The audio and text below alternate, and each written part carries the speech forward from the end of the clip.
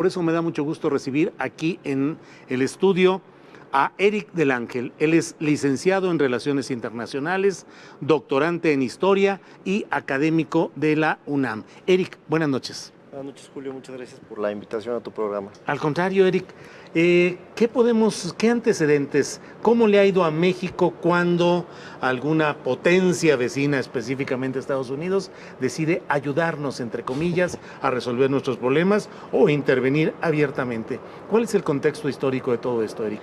Bueno, el contexto histórico, veníamos del siglo XIX, que fue muy doloroso para México, ¿no? Porque la guerra entre ambos países dejó la pérdida del territorio mexicano de más de la mitad. En ese momento Estados Unidos tenía un afán meramente expansionista, ¿no? Y la justificación que se dio ahí era un tema de límites. Después de eso, al inicio de la revolución, nos movemos a ese contexto donde hay una cierta inestabilidad en el Estado mexicano y digamos que en 1914 Woodrow Wilson, si pudiéramos hacer un paralelismo, un símil con lo que acontece actualmente con las declaraciones de Trump, trata de empujar al gobierno constituido formalmente, aunque usurpador, pero formalmente el gobierno de Huerta, no lo reconoce y le exige que salga. Y le exige que salga y Huerta nunca cede, ¿no? Entonces, cuando trata de ceder Huerta, ya ha sido demasiado tarde y Wilson finalmente declara o determina la invasión y la intervención, ¿no? Después nos vamos a 1916 con la invasión punitiva, ¿no? Claro. Para perseguir a Villa en Columbus, lo cual no es una intervención, es una invasión como tal, y cada una tiene puntos, digamos, distintos entre ellas, y pues el contexto actual evidentemente también es distinto, pero sí hay que tener mucho cuidado si hay una amenaza, digamos que el gobierno mexicano mal haría en rechazar cualquier intromisión, defender la soberanía y quedarse cruzado de brazos, ¿no? Que me parece que no lo está haciendo. Marcelo Ebrard, como dijo en la mañana, ya está en comunicación con las autoridades, pero si hay una etapa, un momento en el que se puede negociar es ahora, no cuando ya hay una determinación de qué hacer con este tema de los cárteles llamados como terroristas, ¿no? Claro. Eric del Ángel, doctorante en Historia, académico de la UNAM. Estas expresiones de Donald Trump, ¿serán una mera treta electoral? ¿Tienen sustancia? ¿Crees que hay verdaderamente una intención de la gente cercana a Trump, de él mismo, de ir propiciando alguna forma de intervención en México? Pues, yo creo que debemos de partir del principio de tomarnos muy en serio lo que diga Donald Trump, ¿no? Hemos visto que muchas veces se queda en el dicho, pero hay otras veces, como en el tema de las tarifas y la migración, donde fue directo, ¿no? Y México tuvo que aceptar un poco los términos de los planteamientos de Estados Unidos, ¿no? En este momento yo creo que Trump está en una posición un tanto desesperada por el impeachment interno, por las elecciones que vienen, y más vale que pensemos que puede suceder, ¿no?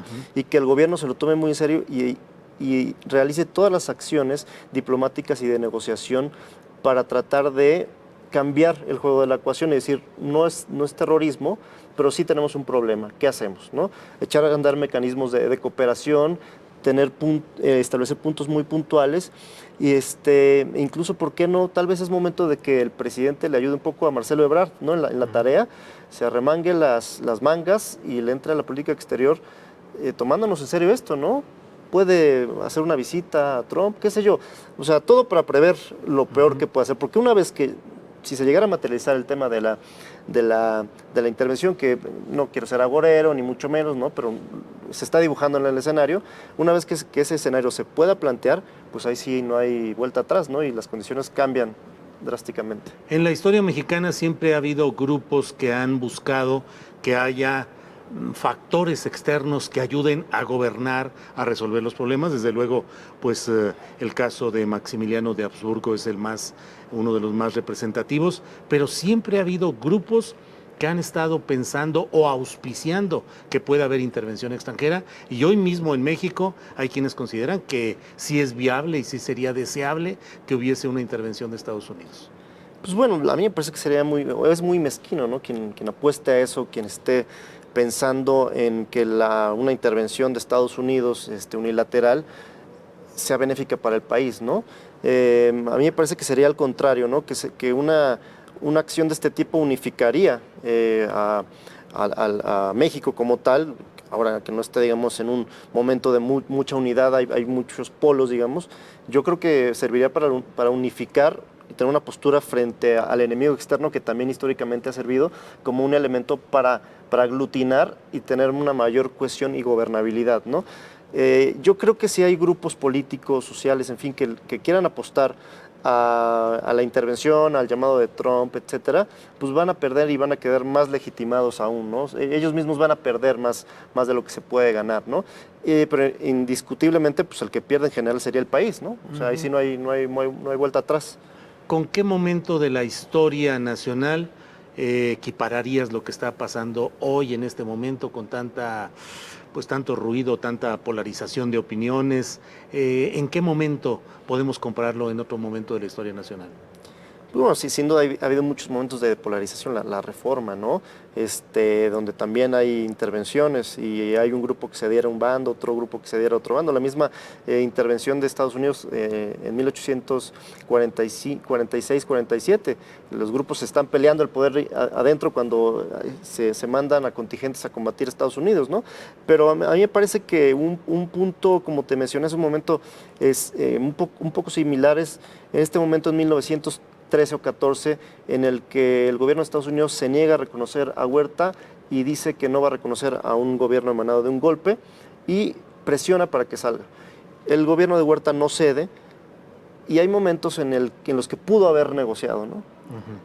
Algo, pero no lo hace, cierra el Congreso, empiezan los asesinatos políticos, las elecciones las truquea. Entonces, en ese momento, Estados Unidos endurece sus posturas y ya ahí es cuando Huerta quiere negociar y evidentemente ahí es cuando ya Wilson tiene la decisión tomada de ocupar para favorecer a los constitucionalistas que también rechazan el golpe, pero bueno, al final de facto pues se benefician, ¿no? de toda la presión que hacen los revolucionarios por un lado y por el otro lado Estados Unidos y el que gana es la oposición, ¿no? A ese gobierno emanado de la muerte de Madero, ¿no?